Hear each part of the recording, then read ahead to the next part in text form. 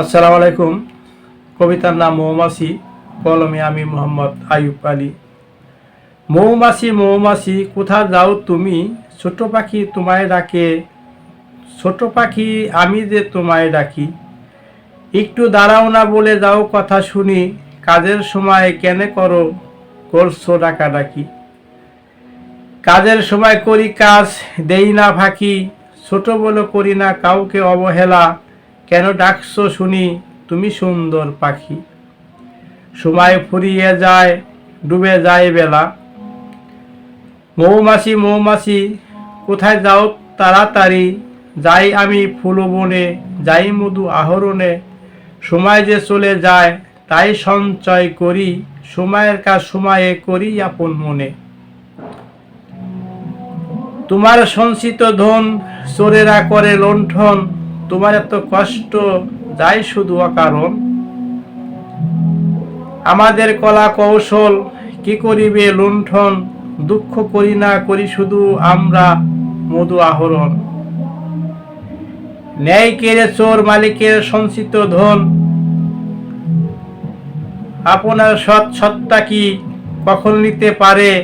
একমাত্র সততাই আপনার জীবন বড় সম্পদ।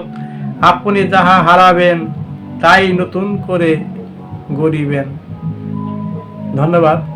কারণ মৌমাছি যখন ছুটাছুটি করে পাক মেলে যায়, তখন একটি পাখি তাকে ডাকে আর বলে কোথায় যাও। তখন মৌমাছি বলতেছে আমরা কাজের সময় কখনো হেলা করি না, আমরা সময়ের কাজ সময় করি, তাই আমরা মধু সঞ্চয় করি।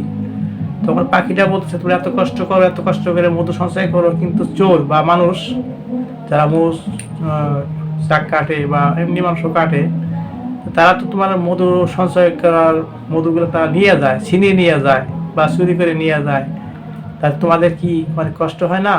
তখন বলতেছেন আমরা চোরে শুধু মধুই নেয়, কিন্তু আমাদের যে কলা কৌশল এটা কোনো চোরে আয়ত্ত করতে পারবে না। কারণ তাই আমরা দুঃখ করি না, আমরা করি সঞ্চয়।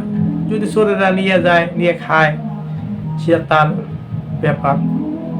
কিন্তু আমাদের কলা কৌশল কখনই চোরেরা বা সততা এটা কখনই নিতে পারবে না। তাই বলতেছে যে তুমি সময় কাজ সময় করো। তাই তুমি যদি কিছু হারিয়েও যাও, কিছু হারিয়ে ফেলো, অর্থ সম্পদ যাই কিছু হারাও, কিন্তু তুমি যদি কঠোর পরিশ্রম করো তাহলে তুমি সেগুলো নতুন করে করতে পারবা।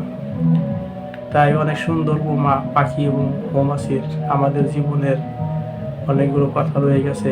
কারণ পরিশ্রমের সুখানে, পরিশ্রমের ধনানে আর অন্য সে দোকানে। তাই আমাদের পরিশ্রম করার সময় শুধু এই দুনিয়ায় খালি ধন সম্পত্তি করলে হবে না, আখিরাতের কিছু সঞ্চয় আমাদের করতে হবে। ধন্যবাদ সবাইকে কবিতাটি শোনার জন্য।